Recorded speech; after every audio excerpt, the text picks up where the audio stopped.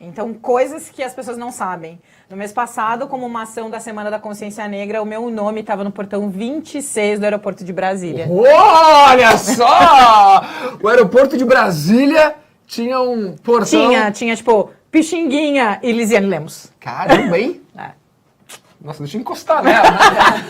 Que é isso? Falei, manda a placa pra mim que eu vou botar na minha mesa. Nossa, e como foi só essa experiência? Alguém falou assim, você é uma pessoa super importante, então vai ter uma placa no aeroporto de Brasília. Não, foi muito uma surpresa. Eu tava no shopping, aí uma pessoa me marcou no post, assim, eu fiquei, nossa, que legal! Nossa, que legal! Tipo, te avisaram? Mano, não, ninguém me avisou. Mano, meu nome tá numa porta de aeroporto, não sei o que. E aí eu comecei a tremer, a chorar e fazer um fiasco no meio do shopping. Caramba, que legal, hein? Foi. Olha só, gente. Pô, Walter, você não imaginava isso aqui, hein? Tá na frente de uma pessoa que já foi porta de avião. Sensacional, né? Sensacional. Muito bacana, galera. Escreva, ver alguém que era de Sampa, pessoal de Sampa. Eu quero muitos corações, tá? Eu gosto mais de coração do que palminhas e ideias, mas tudo vale. E com a gente também ele, que tem uma história de vida super incrível e ganhou agora recentemente, super recente, acho que é 1 mês atrás, 2 meses no máximo, o prêmio de empreendedor social do futuro da Folha de São Paulo, é isso? É isso. É isso. Ah, isso, já decorei. Uma salva de palmas para ele, Gustavo Glasser! Palmas para ele, tá lá. Eu estou vendo que lá, Anderson do Rio de Janeiro, bem-vindo, Anderson. Valeu. Gustavo Glasser, uma coisa que ninguém saiba sobre você. Eu queria ser astronauta quando eu era criança. Astronauta? Astronauta. Mas agora você está morando lá fora. É, em São Francisco. Em São Francisco. E como é? Tá mais próximo? Você perdeu esse sonho? Não, eu queria ser astronauta ainda. Você ainda quer lá, NASA, fica a dica. É, fica a dica. Ó, então, tem uma coisa que é legal, que ela é porta de avião. Daqui É isso, eu posso. Dá pra conectar um pouquinho. Lizzy, vamos lá. Então, começando, galera, vocês podem mandar perguntas e tal. Ó, tem Gaiana aqui também ouvindo, que bom. Olha lá, boa, valeu, Kelly. Me conta uma coisinha. Você agora é uma Googler. Eu sou uma Googler. O que são Googlers? Então, nessa transição, eu sempre quis trabalhar no mercado de tecnologia e sair de infraestrutura de nuvem do mercado super técnico para o mercado de publicidade e advertising. Então, eu tenho 2 meses de Google Brasil. Antes você era da Microsoft. Antes eu era da Microsoft. Passei quase 6 anos lá. E 6 é tipo anos. ano de cachorro, né? Falou que ano em tecnologia, ano de cachorro. Você vive uns quantos em poucos. E o que você faz no Google hoje? Hoje eu trabalho com desenvolvimento de novas agências. Então, tecnicamente, é ensinar as pessoas a vender. Tá. Que é uma coisa super simples. Ensinar as pessoas a vender. Ensine eu e Gustavo Glasser a vender. Primeiro você tem que saber o problema da pessoa, né? Qual o problema que você vai resolver? Eu quero aumentar minhas vendas. Nossa, gente, vai. Você vende o quê? Eu vendo sapatos. Felicidade, boa. Eu vendo felicidade. Tá vendo felicidade, boa. Eu vendo Mas acho que felicidade. primeiro você tem que entender o que eu faço no Google é mapear novos anunciantes para o Google. Então Tá, a gente tem um mercado todo de convence a publicidade. Gaia a anunciar no Google. Nossa, gente, você quer Convence. deixar minha vida muito complexa. Convence a Não Gaia. posso falar de produto aqui, Ah, querido. não pode falar de produto aqui, então não pode. E como que você faz para convencer as pessoas a vender? Como que eu faço a convencer as pessoas a vender? Acho que tem uma demanda na transição do mercado de tecnologia que a gente sempre veio de vender produto, de vender caixinha, de vender software e era muito necessidade. Você precisava de algum software, ia lá e comprava. Agora a gente está falando muito mais de solução. Que problema de negócio você tem? Se é aumentar a venda, se é conquistar mais público, se é entrar em novos mercados, conquistar novos estados. Então, ajudar eles a fazer esse estudo, trazer insights de mercado e apoiar as agências, seja contratando pessoas ou treinando elas. Então, sempre parte de uma necessidade, de uma dificuldade que a pessoa tem para que a venda não seja convencer algo do que ela não precisa. Entuchar. Não tem mais espaço Não existe pra mais gente... entuchar. Não existe mais. Muito bom. E você, Gu, conta pra gente, o que é... Várias pessoas já assistiram Felicidade no rádio e tal, mas pra quem não conhece, é um case super interessante de empresa. Então, pra apresentar pra todo mundo já conhece o Google, provavelmente, né? Se você tá na internet, você conhece. A avó do meu marido não conhece, ela tem 93. Ela não sabe onde eu trabalho. Ela não entende. Filha, pra onde você vai trabalhar Não, agora? é tipo, a gente contou, nossa, a Alice tá trabalhando no Google. O que é o Google? Boa. E o que é a Carambola? A Carambola é uma empresa de educação que, na verdade, passou por um processo de transformação. No começo da Carambola, a gente era uma fábrica de software pequenininha. Eu tinha o sonho de fazer algumas coisas que eu acreditava que era diferente para o mercado de tecnologia e que eu não ia conseguir fazer um pouco dentro do mercado corporativo. E eu decidi abrir uma fábrica de software pequenininha, que tinha clientes pequenininhos, tinha pouco dinheiro para pagar salário para as pessoas. E o nosso negócio acabou virando a gente contratar pessoas que estavam fora do mercado para conseguir desenvolver aqueles projetos de pequenas empresas que não tinham dinheiro para pagar rios de dinheiro nos projetos de tecnologia. Então, peraí, vamos lá. Vocês, fábrica de software que faz softwares? Que faz software. E aí, vocês eram contratados para projetos não tão grandes? Que tinham pouca verba. E, consequentemente, a gente não conseguia pagar salário de mercado. Por exemplo, salário do Google. Não tem um salário bilionário. Ela vende helicóptero aqui hoje, gente. Ela vende helicóptero. E daí você não conseguia Não falar. conseguia. Não consegue comparar com o Google. Não conseguia. E aí, o que aí, você fez? Você falou, vou pegar quem tá fora do mercado. e aí eu comecei a pegar quem tava fora do mercado. E quem tá fora do mercado? Putz, cara, tem muita gente boa fora do mercado. Mas, essencialmente, eu olhava pessoas que estavam tentando se colocar, estavam saindo das universidades, que não eram as universidades de primeira linha, que todo mundo falava, e contratava essas pessoas para trabalhar na carambola. O que acontecia é que passava, sei lá, 6 meses, essas pessoas ficavam atraentes para o mercado, ganhavam uma experiência e iam embora da carambola. Aí a Lizzie falava assim, vem. É isso.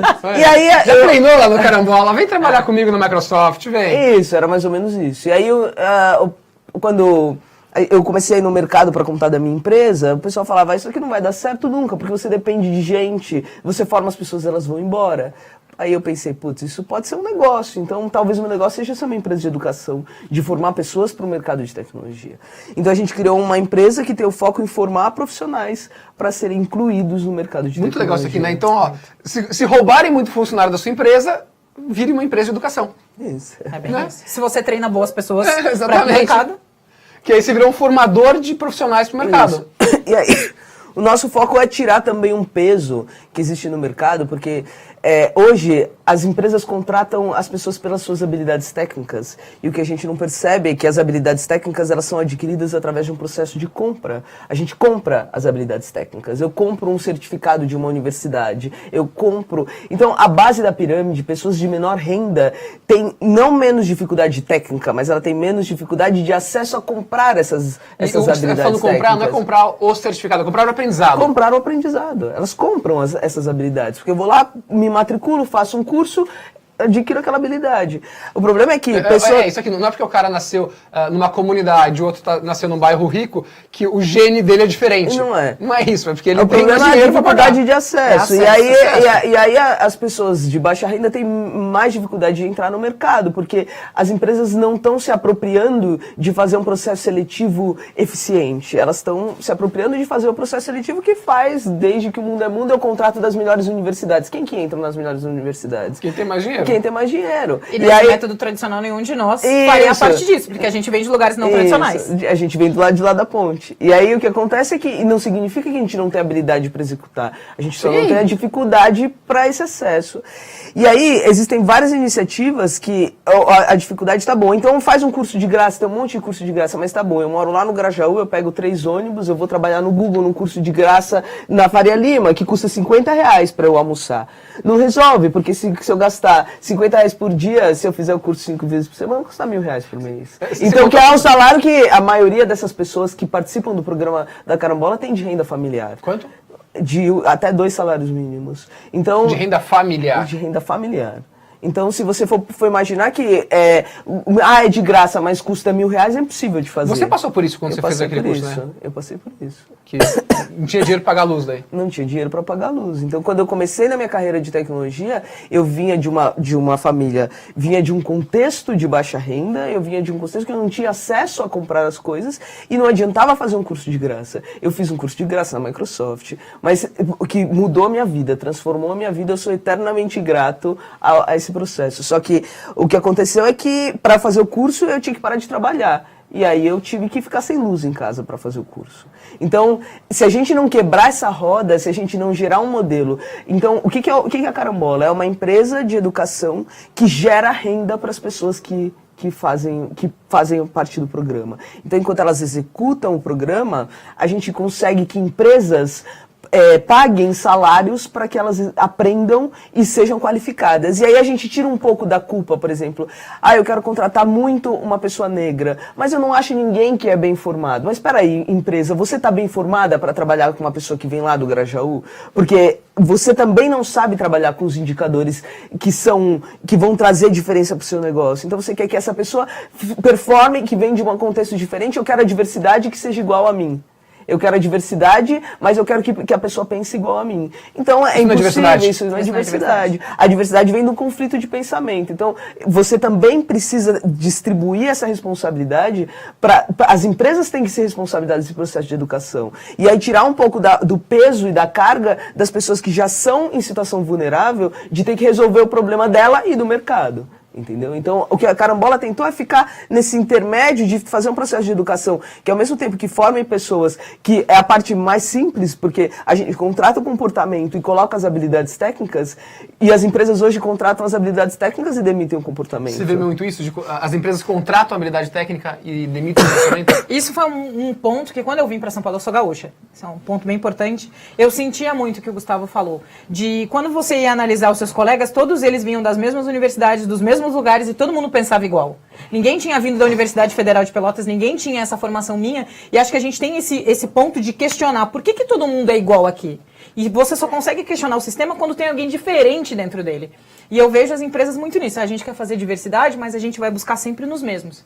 A gente vai buscar sempre no topo. Eu vi uma vez esses dias aí, o Rodrigo Santini da Ben & Jerry's, ele falou o seguinte: se você quer diversidade, você não tem que baixar a régua, você tem que mudar a régua. Isso, é exatamente isso. Eu acho que a sensação é engraçado quando eu falo, eu sou uma empresa de educação que tem foco em inclusão, a primeira coisa que me perguntam é: mas as pessoas que você forma são de um nível pior. Mas quando a gente fala de um processo de formação, por exemplo, eu pago para um executivo fazer um MBA internacional em Harvard, também é um processo de formação. Mas por que ninguém questiona a habilidade técnica desse cara? Mas quando eu falo, eu faço um programa de formação para pessoas da periferia, então essas pessoas não são boas. Então, no MBA é exatamente um processo de formação. Qual que é a diferença do MBA e do processo da Carambola? Nenhum, eu estou me preparando mais para atingir o mercado. Só que quando eu falo que tem um processo de inclusão, as pessoas acham que a régua é menor, mas não é que ela é menor, ela é exatamente diferente, é só outro parâmetro. E aí a gente tira a responsabilidade de, tá bom, eu tenho uma régua que hoje pessoas não vão conseguir atingir, porque eu espero coisas dela que não fazem sentido,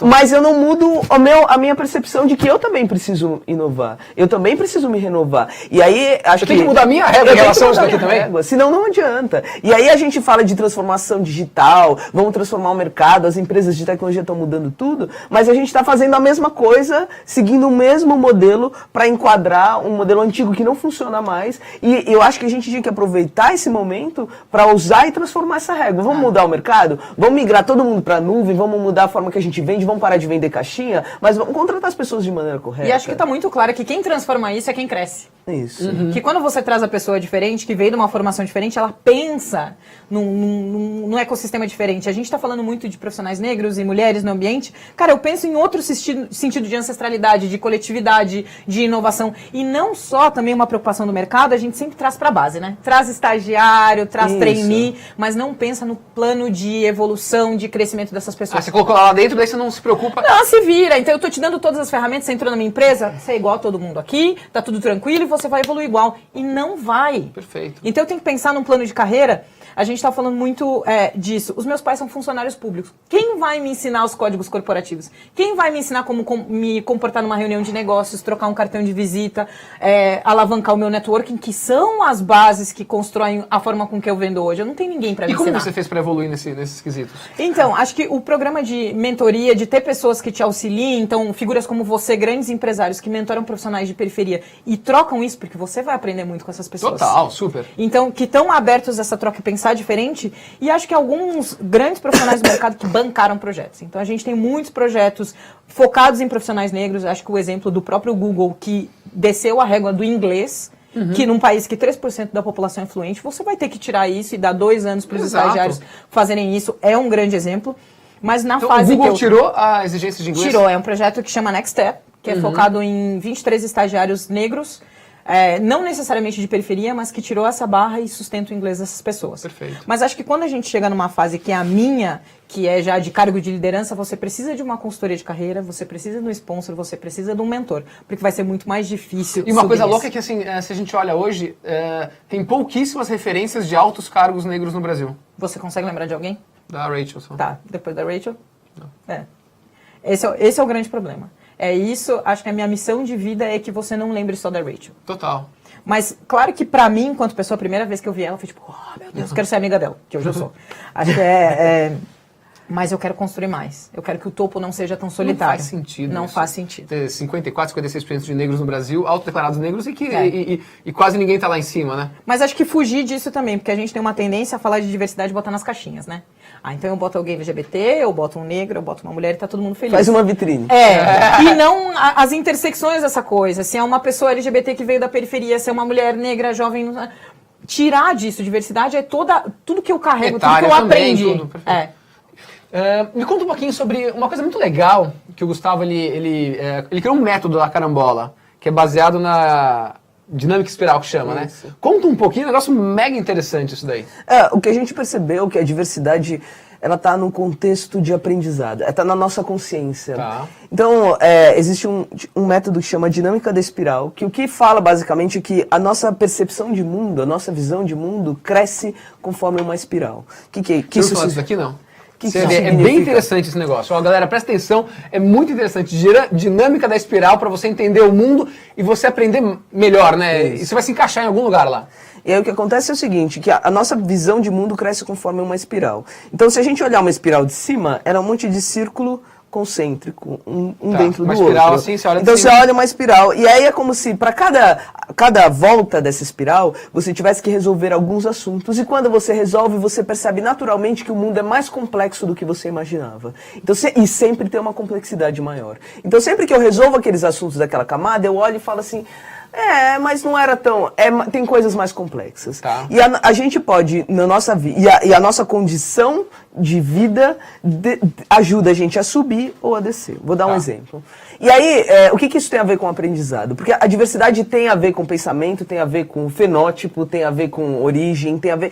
Mas eu acho que a diversidade mais rica que a gente tem é a diversidade de consciência. Por quê? A diversidade de percepções de mundo. E se a gente pegar um exemplo, e aí eu perguntar... Por exemplo, para Alice, o que é uma pessoa forte para você? Quando você olha como característica, o que uma pessoa forte tem de característica? Para mim, normalmente não vai pro físico, ele vai de personalidade. Mas que característica para você, por exemplo? É uma pessoa que é resiliente. É resiliente. E para você? Uma pessoa mentalmente... Eu ia falar parecido, mas o meu lado mais mental, resiliente também, mentalmente forte. E aí, eu não posso falar, por exemplo, se uma pessoa aqui falar, eu acho que fisicamente forte, ela também não está errada. Exatamente. E se a gente perguntar para uma pessoa espiritualizada e ela falar a espiritualidade para mim é força, ela também tá certa. Só que em contextos de complexidade diferente. E aí o que isso determina? Isso determina não só a forma que a gente vê o mundo, mas a forma com que a gente aprende. E aí a Carambola criou um método que com um processo a gente entende qual a melhor maneira de aprender. E aí qual que é a camada que você está naquele momento, porque ela não é uma coisa que estática. Você é isso. Você está... Então, por exemplo, eu posso achar que força é espiritualidade, e aí amanhã estoura uma guerra, e aí força é o cara que levanta o carro. E aí, sobrevivência daí. Ou que tem mais armistício. Isso. E aí, então a gente muda conforme o nosso contexto. O que a gente percebeu é que hoje o mercado funciona numa determinada camada que pessoas de contextos de vulnerabilidade funcionam em outra. Por quê? Porque não resolveram algumas situações financeiras ou sociais que determinam que é uma diferença de camada. Não tem melhor nem pior, é só diferente. E aí eu não consigo me enquadrar naquele processo de aprendizado, eu não consigo me enquadrar nos processos seletivos, porque o processo seletivo me pede, por exemplo, do mesmo jeito que força para um é resiliência e para outro é força física, eu quero uma pessoa empática. O que é empático para você? Empático é isso ou é isso? Empático é isso ou aquilo? Então, assim, quando a gente determina uma língua comum, o aprendizado fica muito mais fluido. Então, a gente conseguiu criar com essa... a gente tem uma plataforma que mapeia o nível de consciência e durante 4 meses a gente coloca o conteúdo técnico na melhor maneira que cada um aprende conforme a camada. Nossa, que demais. Cada um tem um nível de consciência diferente, não é melhor nem pior, mas você entendendo aquela pessoa, você vai conseguir explicar para ela de uma forma melhor, você vai conseguir ensiná-la melhor. E além disso, a gente faz isso com as duas, com as duas partes, né? Com as duas partes do programa. As pessoas que estão sendo, que são possíveis funcionários dessa empresa e a empresa que já tem os funcionários que estão gerindo essas pessoas. Então, e aí a gente tenta fazer um processo de tradução. O que é força para você? Força para ele é força física e para você é resiliência. Os dois entendem força, só que eu preciso traduzir o que é um para outro, porque aí os processos de avaliação também são muito mais efetivos. Então a gente tem uma melhora do aprendizado e das relações. E das relações, redução de conflito. Porque é muito engraçado que eu estava falando isso de tradução, é uma coisa que eu falo muito nas minhas palestras, que eu entendo que um vendedor novo é um tradutor. É um cara que, tecnicamente, ele vai para o cliente, meu cliente vai falar, eu preciso, é esse meu desafio de negócio, tá, e eu chegar na equipe dos engenheiros e falar, ó, ele quer que eu faça isso e isso e isso e isso. A gente está precisando desses elos, dessa pessoa que é ponte, que está no meio. Porque muitas vezes ele não sabe exatamente o que ele precisa, ele sabe da dificuldade que ele está tendo.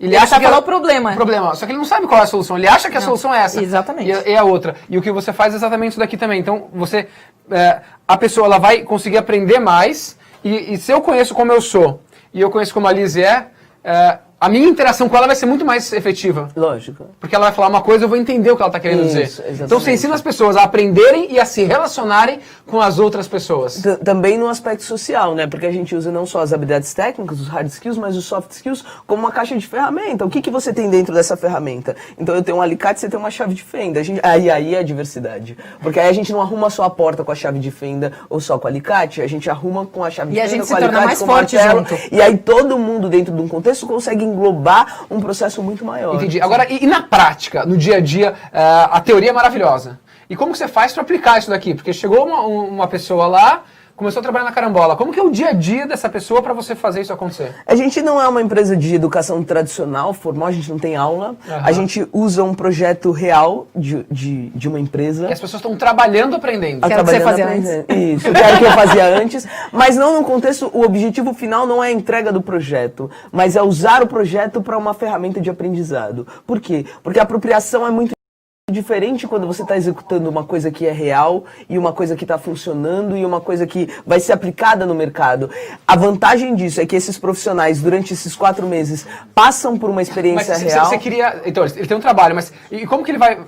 tem que entregar isso aqui para essa semana? Como a gente forma rituais, dinâmicas? A gente forma trios de habilidades complementares. Então, de habilidades e consciências complementares. Habilidades técnicas e consciência complementar. Trabalham sempre em trio. Que são capazes de executar um projeto. Então, eu posso ter menos habilidade técnica em um aspecto, ou conhecer um pouco menos de um determinado assunto, mas conhecer mais de outro. Ou conhecer do negócio e você junta. E aí o trio faz essa complementariedade, e aí a gente segue rotinas semanais, onde a gente faz um planejamento do que vai ser executado e uma entrega semanalmente. E aí a vantagem disso é que a gente consegue, se a gente erra, a gente perde só uma semana. Se acontece alguma coisa, a intercorrência é só em uma semana. E a gente consegue trabalhar os aspectos sociais também, que é aquele negócio que é uma questão muito importante. Não adianta só, para fazer empoderamento da base da pirâmide, não vai funcionar nenhum processo totalmente online. Por quê? Porque eu posso trazer essas pessoas para fazerem através de uma plataforma que segue uma metodologia e elas fazem um curso online que vai atingir uma escala enorme, mas elas vão continuar fora do contexto desse quadrilátero do sapatênis que a gente vive, onde todo mundo se veste igual. E onde a gente falta vive... o colete também. Isso, onde a gente vive nesse contexto que todo mundo é igual. E cadê essas pessoas? Cara, é muito engraçado, né? Eu tava esse final de semana refletindo isso, eu vim pra cá e pensei, cara, esse negócio da Faria Lima é muito louco, eu nunca me imaginei aqui. E eu não vejo pessoas iguais a mim aqui. E você tem que ser muito resiliente pra pensar nisso, e tem que ser um processo, acho que de evolução das pessoas, de você trazer ele da periferia e ele entender que esse espaço também é dele. É isso, de apropriação, isso é inclusão. É isso, a gente precisa incluir, a Faria Lima na periferia e a periferia na Faria Lima. Sim. Então a pessoa precisa atravessar a ponte e olhar e falar assim, nossa, o que é comer no Haskell? Porque pra gente é uma coisa comum. Mas tem pessoas que vão olhar e vão falar assim, nossa, que é isso? Como é que come aqui? Eu peço, não peço, custa? Não custa? Eu juro por Deus, a primeira vez que eu fui no Haskell, eu falei, se eu pegar o tomate seco custa mais do que você pegar arroz e feijão? Eu não fazia ideia do que era aquele contexto. E se você não tem agentes que mostram, olha, isso daqui, e a pessoa começa a se apropriar, a gente é movido a motivação, né? A gente precisa se motivar. E eu acho que a ambição não é uma coisa ruim, mas a gente precisa ter parâmetros. Por exemplo, o meu pai é mecânico. Como que eu estudou até a 4ª série? Como que eu olho um modelo dentro da minha casa e falo, pai, como que eu devo me comportar numa reunião?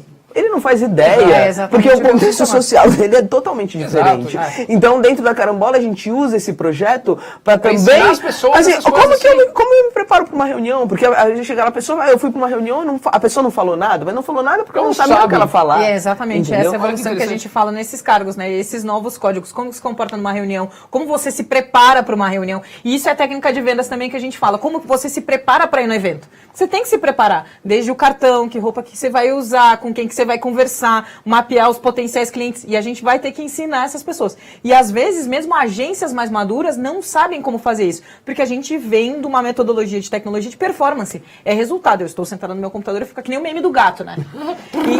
Só que agora a gente tem que fazer relacionamento. O que eu e o Gustavo a gente vai trocar? O que a gente vai construir junto? E acho que é a evolução do mercado de tecnologia para se humanizar mais. Me fala uma coisa, Liz, você tem trabalhado bastante a questão de marca pessoal nas redes sociais. Isso te ajuda no dia a dia? Muito, e acho que é uma coisa que eu quero compartilhar muito de uso de marca pessoal para geração de vendas. Tá. E tem o livro do Adam Grant que fala até do doer. Eu vejo que quanto mais você doa conhecimento, quanto mais você troca, mais o seu negócio alavanca. Uhum. Não tem mais espaço para pessoa que só quer o cartão, que só quer... Você tem que trocar conhecimento com as pessoas. Então, eu tenho muito visto o que eu aprendi no mercado corporativo, que em condições normais de temperatura e pressão eu não aprenderia, que eu devolvo para as pessoas e isso se traduz em novos negócios para o meu dia a dia. E como que você faz isso na prática? Então, todos os dias... disciplina, eu sou uma pessoa extremamente disciplinada. Então, todo dia eu tenho que compartilhar alguma coisa que eu aprendi com as pessoas. Acho que trocar muito. O que vocês aprenderam? Então, isso. De onde você vem? O que você aprendeu e não? Acho que mostrar para as pessoas que eu não vim de um lugar tradicional, que elas podem estar nesses lugares, acho que tem esse papel de representatividade. E também, tecnicamente, o que me fez mover de uma empresa para outra, para onde o mercado de tecnologia está indo, alguma tendência que ninguém viu, para onde eu acho que o mercado está indo, porque eu estou num lugar que tem acesso a conhecimento maior do que todo mundo que eu conheço, né? Então, como que eu posso facilitar e traduzir esse caminho? E aí, compartilhando isso daqui, você acaba virando referência para uns, fazendo alguns poderem sonhar de verdade, e gera novos negócios. E gera novos negócios. E gera novos negócios. Acho que a gente está falando de plataforma de LinkedIn, construir a sua marca junto com a empresa, claro que estuda o código de compliance, vê o que você pode compartilhar, o que não pode, o que essa empresa permite, escreve um artigo. Eu sempre faço a sugestão, o que você gostaria de saber no início da sua carreira? Que hoje você ensinaria? Eu falaria isso, quais as conexões, o que eu posso aprender com as pessoas, o que é mentoria, o que é sponsorship, o que é coaching, como se comportar no evento e fazer essas trocas no dia a dia. No próprio LinkedIn, é a principal ferramenta para isso? Eu sou muito fã, né? Acho que você saber o seu score, por exemplo, esse score de vendas, como que você está se posicionando. E score de vendas? O score de vendas, o LinkedIn tem uma métrica que chama Social Selling Index. Vocês podem acessar linkedin.com/sales/SSI. A pessoa já sabe. Que mostra como que você se posiciona em termos de marca pessoal, relacionamento com outras pessoas, na sua rede e no LinkedIn como um todo. Hoje eu tenho uma marca que é top 1 na rede inteira. E o que você faz para ser top 1? Manter frequência, tá. Interagir de forma genuína. Então você não vai lá e fala, João, você é legal. Não, é João, vi sua live, achei isso legal, gostei do Gustavo. Então, comentem a live, comentem a live. Você conectar com pessoas não só por conectar, mas adicionar elas, incentivar esses artigos, fazer postagens mais complexas, fazer live, postar vídeos. Então, você realmente usar a rede como alavanca de marca pessoal. Entendi. Você não usa muito rede social, né? Não usa. Dá uma bronca nele. Não. Eu acho que é um processo. É escolha, né? Eu acho que é um processo também de... eu já conversei, inclusive, isso com você. É um processo também de empoderamento, assim. Por incrível que pareça, eu funciono muito bem no trabalho, eu falo muito bem pra funcionar no trabalho, mas eu sou muito tímido. Então, tem algumas coisas que pra mim são... A primeira vez que eu te conheci, você estava muito tímido. Eu sou muito tímido. Então, por exemplo, eu aprendi a trabalhar. Você fala super bem, né? Mas eu sou... Se você me chamar pra um churrasco... lá vendo que... Isso aqui acontece quando a gente atinge 30 minutos de live. 30 minutos de live e ninguém... Teve uma vez que o Walter... agressivo esse negócio. Não, mas é que acertou na minha cara e foi lindo, adorei. Mas depois ele nunca mais acertou. Que 30 minutos de live. Walter e seus amigos. Desculpa, aqui eu interrompi. Imagina. Então eu tenho... Você a cabeça dele, não acertei. Eu tenho um processo que ainda eu tenho amadurecido como eu faço isso. Tá. Então assim, é também um aprendizado. Eu acho que cada pessoa tem uma fase, né? Então eu acho que ainda estou na fase de conseguir perceber que eu também pertenço a esse lugar. Ainda não é uma coisa pra mim que fala assim, isso aqui também é pra mim. Eu acho que de também traduzir de uma forma que faça sentido. Porque eu só comecei a entender essa coisa de ganhar dinheiro com o meu trabalho. Que é uma coisa que nos círculos que eu convivo é até meio ofensivo você ganhar dinheiro, que se eu fosse nas redes sociais eu poderia ser exemplo para outras pessoas, elas entenderem que elas podem estar ali. Total. E também de alavancar outros negócios. Então hoje eu estava falando de que sempre num post eu alavanco outro afroempreendedor ou outra mulher que também está no mercado corporativo, porque você faz esse círculo, esse círculo, né, virtuoso. Então, usar redes sociais para isso. Você está alavancando aqui 2 negócios sociais e mostrando um monte de gente que existe, gente diferente no mercado corporativo. Então, acho que redes sociais é para isso que serve, né? Não só para alavancar produto. Exatamente, não prego. Então, uma coisa... as empresas que contratam a Carambola, elas veem valor no que na Carambola? Eu acho que é um processo também de amadurecimento. Uma outra pergunta. Como que uma empresa contrata a Carambola? Que você forma pessoas.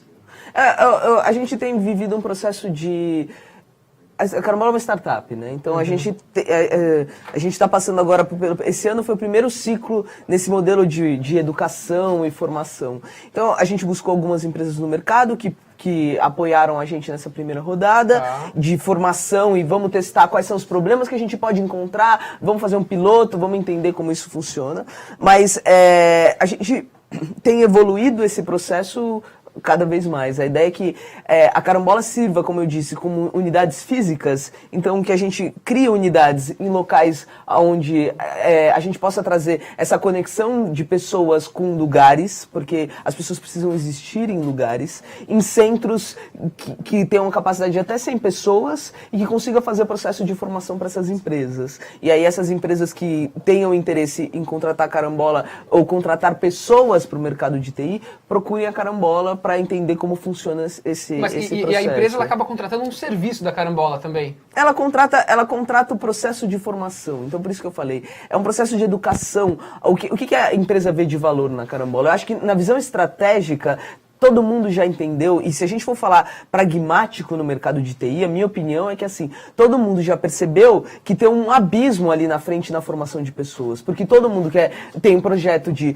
tecnologia, de criar coisas, mas está todo mundo sofrendo com a falta de profissional. Só que aí a gente ainda está seguindo o modelo de vamos tirar o cara dessa empresa, pagar mais 20% a mais, ao invés de formar pessoas. Ao invés de formar. Ou dar chance para quem não vem do tradicional, né? Para quem não vem do tradicional. Isso, então muda o processo. Vocês estão inserindo pessoas em uma área que necessita de muito profissional. Eu acho que eu falo que eu sou a prova viva de que pessoas de formações diferentes podem trabalhar no mercado de formação. Eu sou advogada. Eu sou doutora advogada. Você é doutora? Sou doutora advogada, ainda pago a ordem. Desperdiço meu dinheiro, porque eu não faço nada. Mas acho que essa é a prova de que eu acredito muito que todo profissional será um profissional de tecnologia. Todo mundo. Porque o seu negócio está se transformando digitalmente. Indústrias mais tradicionais não tem opção. Mas sabe o que eu acho? O que está acontecendo, o que a gente está fazendo, a tal da transformação digital que todo mundo está falando, a minha leitura, se eu for fazer uma tradução disso... Como você falou, hein? A minha tradução disso é a gente fazer o que a gente fez com o departamento pessoal, sei lá, há 20 anos atrás e falar, gestão de pessoas é uma competência, não uma área. Tá. E aí fala assim, isso tá. É. E aí TI vai ser uma competência, você vai precisar. Tá. E aí eu acho engraçado, porque assim, a gente se adaptou para muitas coisas. Todo mundo mexe no celular, que ninguém mexia. Acho que eu mexo menos, mas as pessoas mexem muito no celular para se comunicar, para funcionar, que eram coisas que há 10 anos atrás a gente não fazia desse jeito. Não, isso mudou E completamente. desmistificar, né? Ser um profissional de tecnologia não quer dizer que você tem que fazer código, que você tem que programar. Eu não gosto disso, não combina comigo, mas entender tecnicamente. Eu fui lá codar, foi horrível, não combina comigo, eu sou uma pessoa que gosta de gente, entendeu? Eu tenho que estar falando todo o tempo, mas entender para onde as tecnologias estão indo, quais são as novas formações, como que funciona. Você tem que entender como funciona o negócio para decidir o que você quer e o que você não quer. Legal. Agora a gente vai fazer o primeiro quadro, o quadro da risadinha. Seguinte, quem quiser, escreve uma piadinha pra gente, o quadro chama Sorria e Faça sorrir, solta aqui. Vocês podem escrever piadinhas, uma piada legal, a Pri vai dar algum presente. E aí? Já foi, eu tô só procurando aqui a piadinha que a Pri escreveu pra mim, tá? Que não fui eu que fui atrás. É o seguinte, ó, vamos ver, ela é bonitinha essa aqui. É legal, é legal. Eu quero ver se vocês sabem essa charada, tá? Vocês têm piadas, não? Não. Os dois já falou que não sabem. Então pode escrever, ó, essa aqui é bem legal, vamos lá. Bem legal. Sabe como queimar 2 calorias... Desculpa, sabe como queimar? Estragou a piada. Medo. Sabe como queimar 2.000 calorias sem fazer exercício físico? Você vai queimar 2.000 calorias sem fazer exercício. Você sabe, Walter, o diretor? Sabe? Medo. Como queimar 2.000 calorias sem fazer exercício físico. É bem bizarro, mas assim, esqueça a pizza no forno. Nossa, que legal! Que piada linda, que piada linda, que piada linda. Nossa. Queimar calorias, vamos lá. Ai, Jesus. Obrigado, Pri. Obrigado, Pri. Eu vou falar uma coisa, você está lá no Vale do Silício agora, então lá do Google, você é do Vale do Silício. O que está acontecendo de legal no Vale do Silício agora? Uma coisa que eu achei muito interessante é que eles estão à frente no processo de tecnologia, onde nascem as ideias do mercado de tecnologia. E quando a gente foi com a Carambola para lá, uma percepção que a gente ainda tem no Brasil, que ainda tem uma resistência para o nosso negócio, é assim, mas vocês têm unidade vocês não são um curso online, vocês têm unidade física, vocês formam as pessoas, como que a gente vai formar?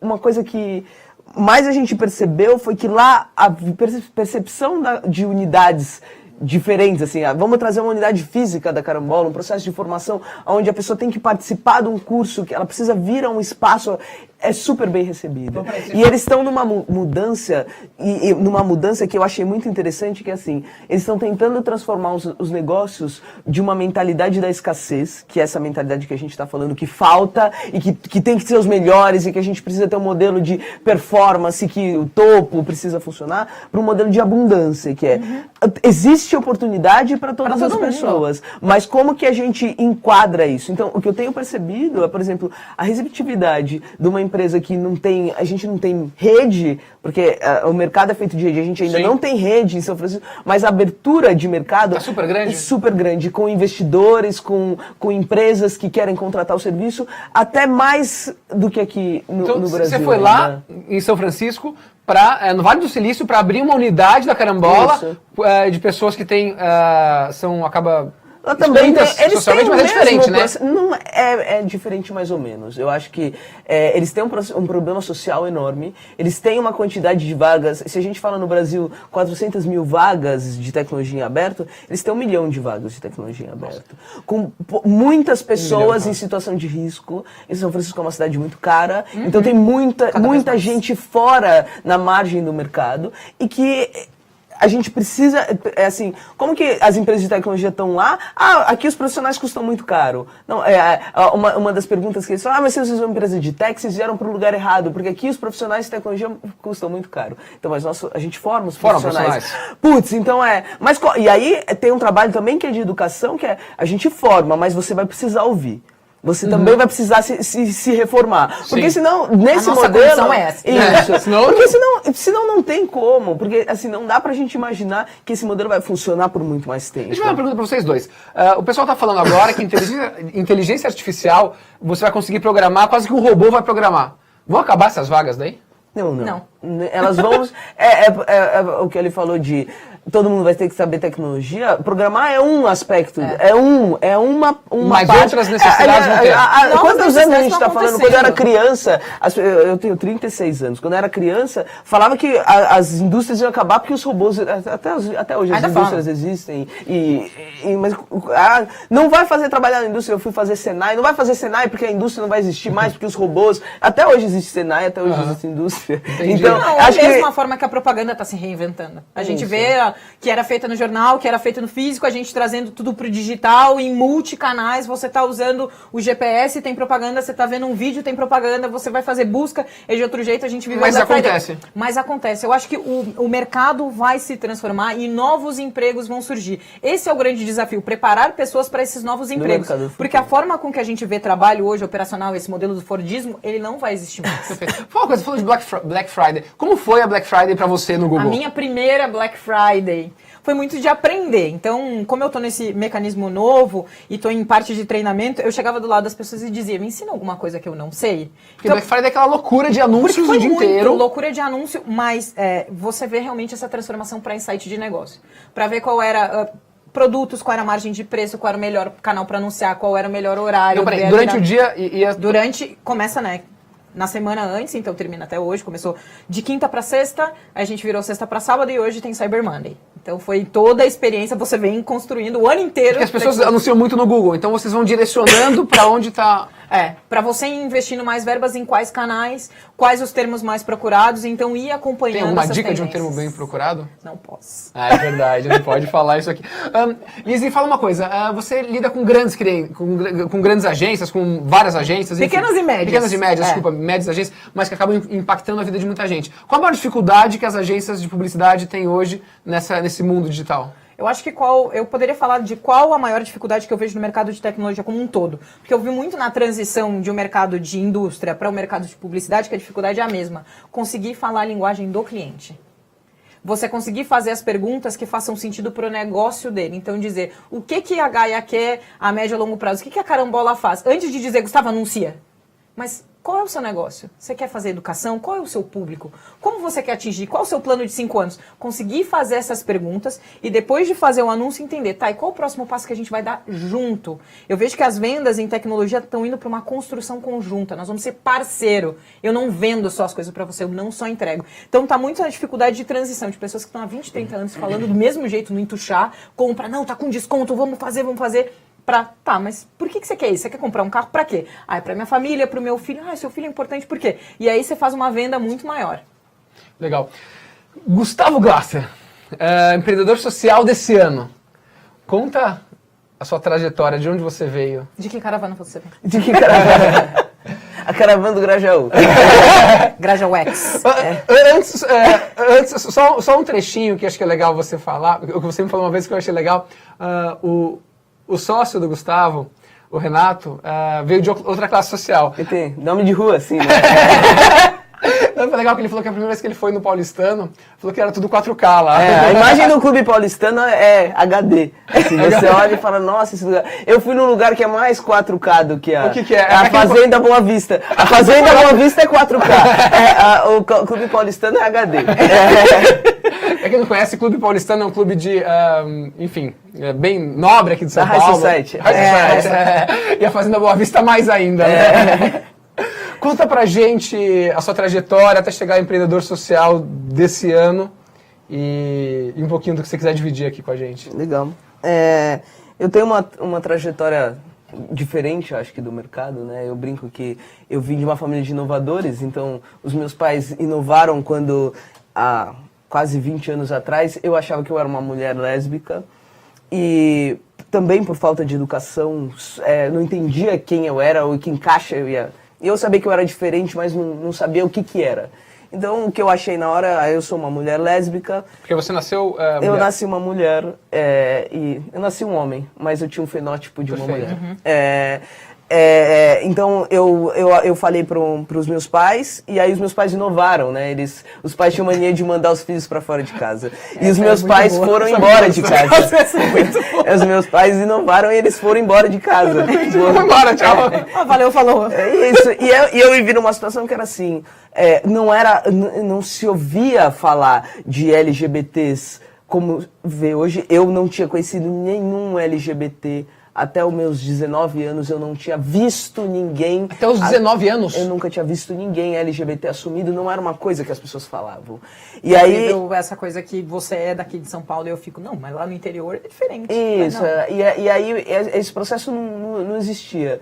E aí eu passei alguns anos numa situação social muito difícil, porque eu tive que aprender tudo E aí, sozinho em casa? Sozinho, numa aceitação social, que é, se os meus pais não conseguem compreender, como o mundo vai compreender isso? Então, sempre muito recluso dentro do meu contexto para aquilo.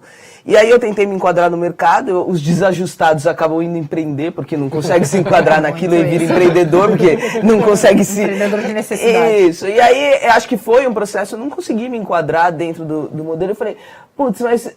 E aí, quando eu comecei a contar a minha história, porque eu passei por um processo que eu não tinha, eu ganhava R$30 por dia, trabalhava 3 dias por semana, eu fui fazer um curso, daí eu tinha um amigo que estava indo comprar um carro. E aí ele falou, eu tô indo comprar um carro. Eu falei, como você tá comprando um carro? Você acabou de entrar na faculdade. Ele falou, eu tô ganhando R$5.000. Eu falei, nossa, o que você faz? Daí eu ganhava R$30 por dia, gente. 3 dias por semana, ele ganhava R$5.000. Aí eu falei, o que você faz? É legal. Daí ele falou, eu sou programador. Aí eu peguei e falei assim, legal, como é que eu faço isso amanhã? Aí ele falou, tem um curso de graça ali, vai lá fazer. Foi esse curso que eu fiz da Microsoft. E aí eu consegui me inscrever, participei do curso, consegui me inserir no mercado, fui trabalhar num banco, e aí falei, nossa, agora ganhei a vida. Fui almoçar no Haskell, falei, nossa, agora zerei a vida. E quando eu comecei a contar a minha história, as pessoas falavam, nossa, sua história é muito forte, a sua história é muito bonita. Eu falei, mas e quanta gente tem uma história parecida com a minha, e que não teve talvez a mesma chance? Eu costumo dizer uma coisa que as pessoas falam assim, se eu fosse você, eu faria isso. Não, se você fosse eu, você faria exatamente a mesma coisa que eu, porque você teria a mesma quantidade de informação que eu tive para tomar essa decisão. Então, eu tive essa visão e falei assim, o que eu posso fazer para colocar essas pessoas? E aí eu vivi num processo de transição, por muito tempo eu me coloquei no mercado como uma mulher LGBT mas porque eu não sabia o que era ser uma pessoa trans, eu não sabia que caixa era aquela. Eu não me sentia uma mulher lésbica, eu me sentia sempre um homem, num processo que a minha cabeça era daquele jeito, mas o meu fenótipo não respondia o que a minha cabeça funcionava. E aí quando a gente fundou a Carambola, e quando a gente começou a falar muito de diversidade, muito de inclusão, um dia eu falei, putz, mas a minha caixa é aquela outra ali. E aí eu me percebi, há uns 10 anos atrás, que eu era uma pessoa trans, e eu iniciei um processo de transição que funciona muito na nossa cabeça, né? Como que a gente vai se colocar pro mundo, como que... acho que os temores, né? Como que o mundo vai me ver? Eu acho que eu acho que eu sou um privilegiado, porque nesse processo, as pessoas trans, no momento de transição, elas passam muita dificuldade de como que o mundo vai me aceitar. Eu já tinha feito aquilo 20 anos atrás, o mundo já tinha cagado pra mim, então, foda-se. Aí eu cheguei na casa assim, agora dane-se, agora eu vou fazer o que eu quero. Porque aquela dor eu já tinha passado antes. Então, essa foi uma coisa que não tinha, eu não tive muita dificuldade. Então. Mas acho que a questão interna foi uma coisa que... E aí eu iniciei a transição nesse ano, e foi engraçado que no processo até do prêmio da Folha, eles fazem um dossiê antes, né? E aí, no meio das entrevistas, a jornalista perguntou assim pra mim, e eu falei pra ela que eu era um homem trans, ela falou, mas você vai fazer a transição? Eu falei, acho que não, mas por que não? Porque o cachorro, porque o passarinho, porque o gato não, porque... Eu falei um monte de coisa, por que não? E aí eu fui pra casa e pensei assim, mas por que sim? Eu não falei nenhum porque sim. Aí eu perguntei, aí eu falei, voltei pra ela e falei, e você me perguntou por que não fazer a transição, mas você não me perguntou por que sim. Daí aí ela falou assim, então por que sim? Porque eu quero. Porque eu preciso que o meu fenótipo se enquadre com a cabeça que eu tenho. Perfeito. E aí eu iniciei o processo de transição no meio desse dossiê Você acha que essa entrevista meio que te alavancou pra Eu acho que o decisão? processo todo foi... É engraçado que com a minha mãe foi uma conversa engraçada, porque a minha mãe... Eu tenho uma relação hoje com ela. E depois eles voltaram pra casa? Depois a gente se aproximou. Não, eles não voltaram pra casa, mas a gente se aproximou. Não volta mais, a casa é minha. A gente se aproximou de muitos anos. E aí isso tem quase... 17 anos que isso aconteceu, e aí a Folha queria conversar com a minha mãe. E eu liguei pra minha mãe e falei assim, mãe, vem aqui que você vai... E a Folha quer falar com você. Legal! Mas quer falar o quê? Como que você me largou no apartamento? É isso que você vai falar. E aí ela pegou e falou assim, meu Deus! E aí foi um processo também de reflexão pra ela. E foi um processo que a gente precisou se provocar, porque a gente precisou olhar e falar assim, mas por que isso aconteceu? E eu nunca culpei os meus pais, porque do mesmo jeito que faltou educação pra mim, e que eu passei 19 anos na minha cabeça, eu sou um homem, eu sou um homem, eu sou um homem, e eu não conseguia aceitar aquilo, eu não podia falar pra minha mãe e esperar que ela fosse, na mesma hora, assimilar tudo aquilo que eu falei. Demorou quase os 17 anos que eu demorei pra assimilar, ela assimilar e falar, tudo bem. E quando foi falar pra ela que, ó, agora eu vou fazer a transição? Essa é uma história engraçada também, porque eu sou bem pragmático, né? Então, quando eu falei que ia fazer a transição, eu falei pra ela, mãe, eu falei, foi assim, foi tão natural, eu cortei o cabelo, e aí a minha mãe falou assim, me abraçou e falou, eu vou estar com você dessa vez para tudo que a gente precisa fazer. E eu não precisei falar para ela. Eu não precisei falar. Ela entendeu, ela falou, você vai ser quem você quiser e eu vou estar com você. E uma história, o meu pai também. E uma história que foi engraçado, que eu vou contar uma curiosidade, que eu fiz uma lista de nomes que eu ia... Porque eu tenho 35 anos, tinha 35 anos na época, como eu vou escolher o nome que eu vou viver daqui os próximos anos da minha vida? E aí não é uma coisa simples, ninguém faz isso, né? Daí eu não queria chamar Enzo, porque eu tenho 35 anos chamando Enzo. O Luca, não dava. Não podia. Tendências de criança. Eu não tinha como chamar Enzo. Aí eu pensei, eu preciso de um nome que seja coerente com a minha idade. Daí eu fiz uma lista de nomes dos anos 80. E aí eu saí bem nerd, assim, bem programador. Hoje eu sou o Rafael. Oi, Rafael, não sei o que. E aí soou estranho. E aí, no dia do Gustavo, foi engraçado que eu tava fazendo uma apresentação lá no projeto do Facebook, da Estação Hack, que a Carambola tinha passado um processo de aceleração. Ah, como que você vai chamar? Ah, coloca outro nome mesmo. Ah, não, mas vai colocar outro nome, você vai falar da transição? Ah, eu não decidi nome ainda. Aí ele falou, mas como você vai escolher? Eu falei, eu tô fazendo uma lista. Qual é o nome de hoje? Gustavo. Beleza, imprime o crachá. É Gustavo. Aí, imprimiram o crachá, beleza, você é Gustavo. Eu voltei pra Carambola. A pessoa nem sabe influência. Exato. Assim, eu voltei pra Carambola e falei, Renato, o meu sócio com nome de rua. Eu falei assim, Renato, eu sou... Prazer, Gustavo. Eu sou Gustavo agora. E a minha mãe tava no canto, e aí ela ficou olhando e não falou nada. E aí depois ela veio pra mim e falou assim, posso te falar uma coisa? Eu nunca te falei isso. O Gustavo era o nome do filho que eu ia ter quando eu fiquei grávida de você. Nossa. E aí eu peguei e falei, ela falou, e eu nunca tinha te contado isso. E aí tem uma história curiosa, porque eu chamava Juliana. E quando eu fui fazer a minha transição, você muda a sua certidão de nascimento, né? Quando eu fui fazer a adequação do registro. E aí eu mudei a certidão e tinha uma história que eu ouvia, mas eu só me atentei por causa daquilo. Eu nasci no dia 9 de novembro e o meu registro é do dia 21 de novembro. Porque quando eu nasci, eu chamava Neném. Porque ninguém conseguiu pôr um nome pra mim. Até um dia que a minha tia chegou, porque minha mãe não tinha pensado no nome de uma menina, eu era um menino. Achava que era eu uma era o menina. Gustavo. E aí ela não tinha colocado um nome. Caraca. E aí um dia minha tia pegou e falou, vai chamar a Juliana. E colocou o negócio que não dá pra isso que ficar chamando o neném. Essa criança e aí, não tem nome. Que história, Gente, Gustavo isso é do muito céu, do cara. universo. E a minha mãe, Nossa. então, uma história engraçada que hoje ela aceita muito bem, porque a gente brincou uma vez que uma amiga foi fazer um ultrassom daqueles 3D, que ela falou, nossa, que coisa moderna, dá pra ver o bebê. Na época de vocês a gente não sabia, não tinha essas coisas de modernidade, de ultrassom, de saber se era menino ou menino. Eu falei, no meu caso você não sabe até hoje, né? Mas demorou pra acontecer, tem 35 anos, eu já nasci e a gente ainda tá definindo isso. Então é um processo de transição que vai acontecendo pra todo mundo, assim. Então eu acho que é importante a gente entender que é um processo educacional. Porque essa falta de educação oprime as pessoas.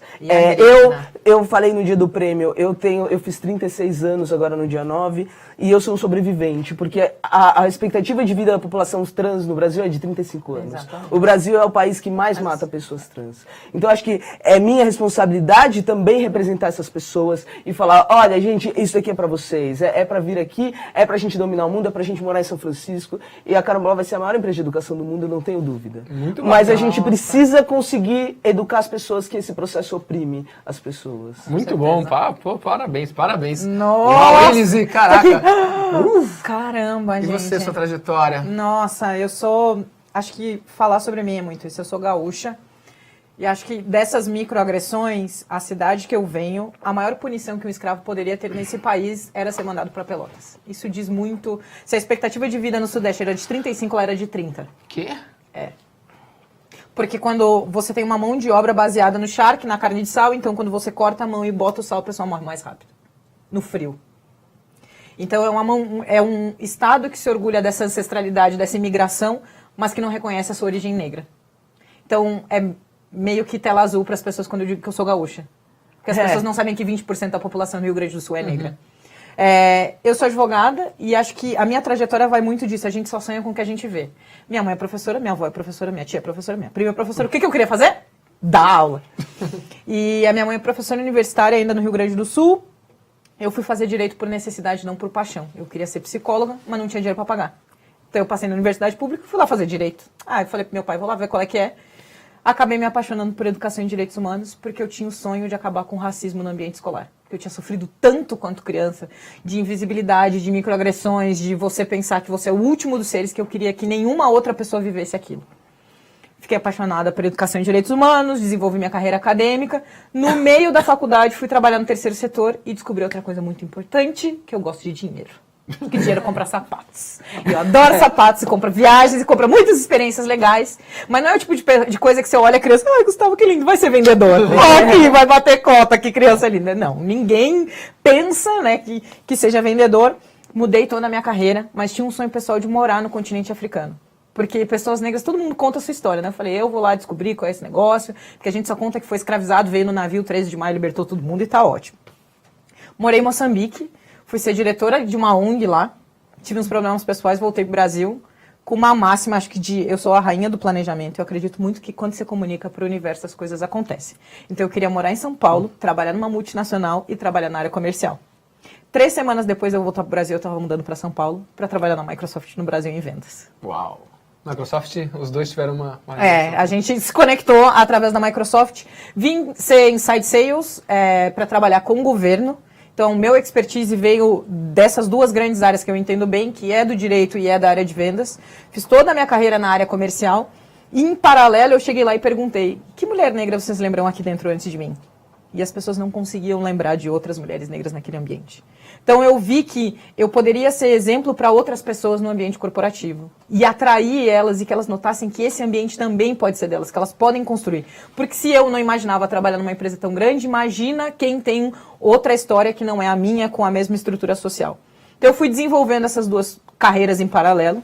Atendi diferentes indústrias, telecomunicações, construtoras, bancos, enfim.